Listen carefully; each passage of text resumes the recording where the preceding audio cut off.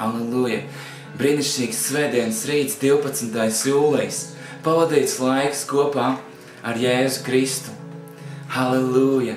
Paldies Dievam, ka mēs viņu varam pielūgt, ka mēs viņu varam meklēt, un ka viņš nav tālu no mums, ka viņš ir tuvu katram, kas viņu pielūdz, ka viņš ir tuvu katram, kas viņu piesauc.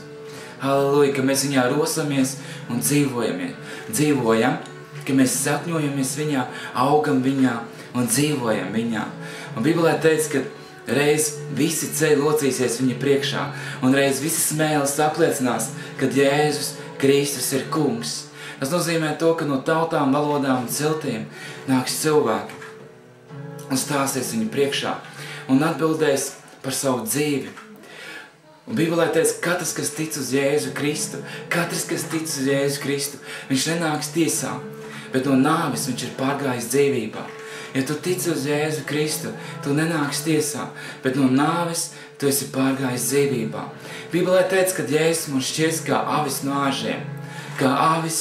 āžiem, Āžs pa kreiso roku un nāvis pa labo roku.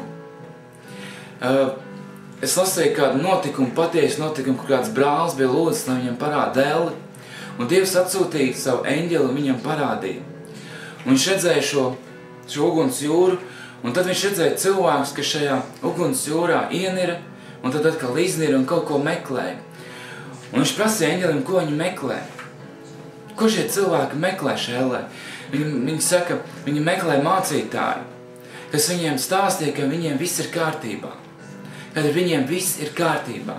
Tad, kad es gāju pa ielām Latvijā un sludināju evaņģēliju, un es teicu, kad Jēzus Kristus tevi mīl, un viņam brīnišķīgs plāns tavai dzīvei, kad Jēzus vēlas tevi izglābt, kad Jēzus vēlas tevi dziedināt, tad cilvēki teica, esmu svētīts, laulāts, un ar mani viss ir kārtībā, es esmu izglābts. Kāds teica vienkārši savu konfesijas piederību, un teica, es esmu glābts. Atceries vienmēr, kad konfesijas piederība mūs neglāba. Mūs glāba ticība uz Jēzu Kristu, mūsu attiecības ar Jēzu. Tad, kad mēs nāksim debesīs, tad, kad mēs locīsim ceļus viņa priekšā, tad mēs atbildēsim par saviem grēkiem. Mēs nevaram teikt, ka mēs piederam pie kādas konfesijas, mēs esam izglābti. Mūs glābj ticība uz Jēzu Kristu. Mūs glābj ticība uz Jēzu Kristu. Katrs, kas piesauks viņu vārdu, taps izglābts. Katrs, kas piesauks Jēzu Kristu, taps izglābts. Mūs neglāb konfesija. Konfesija mūs var ielikt kādos rāmjos, bet es vēlos iet uz priekšu. Es vēlos pieaugt. Es vēlos dzīvot svētu dzīvi. Halleluja! Un es ticu, kad mēs esam viena liela ģimene. Mēs visi esam viena liela ģimene.